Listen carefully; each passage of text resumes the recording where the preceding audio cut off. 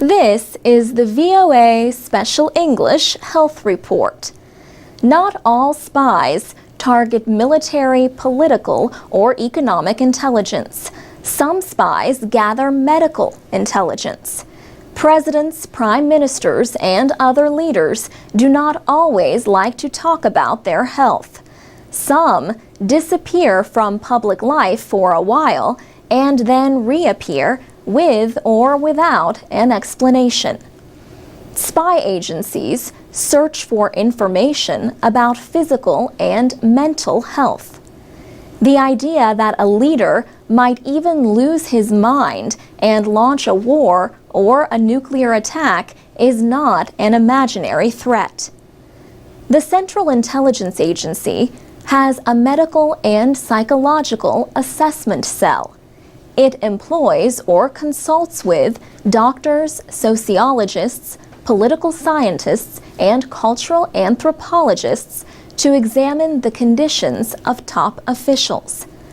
Jonathan Clementi is a doctor doing research for a book on medical intelligence. He says the CIA team will look for psychiatric signs, then describe for the policymakers how someone with that particular set of findings may react to certain situations.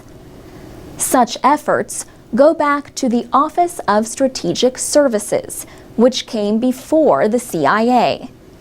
The OSS did a psychological profile of Nazi leader Adolf Hitler in Germany. The CIA was established in 1947. Dr. Clementi says the agency formed a small office called Leadership at a Distance. In the late 50s and early 1960s, the CIA decided that they had expertise to look more carefully and in a more rigorous analytical way at the health of foreign leaders.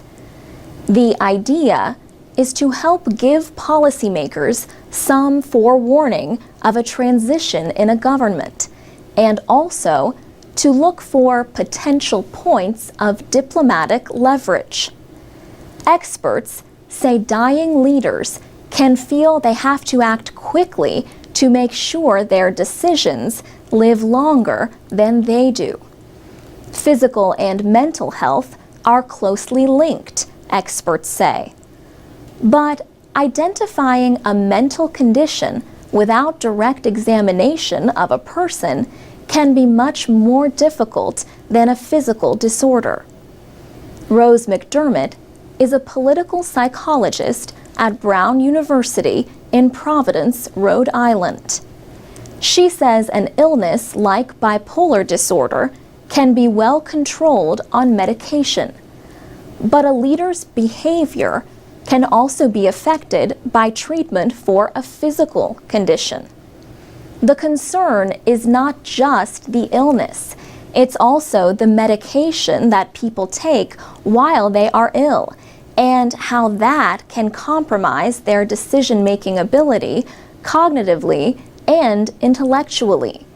So they don't make the same kind of decisions. Their decisions may not be as predictable. They certainly may not be as quote-unquote rational. For VOA Special English, I'm Alex Villarreal.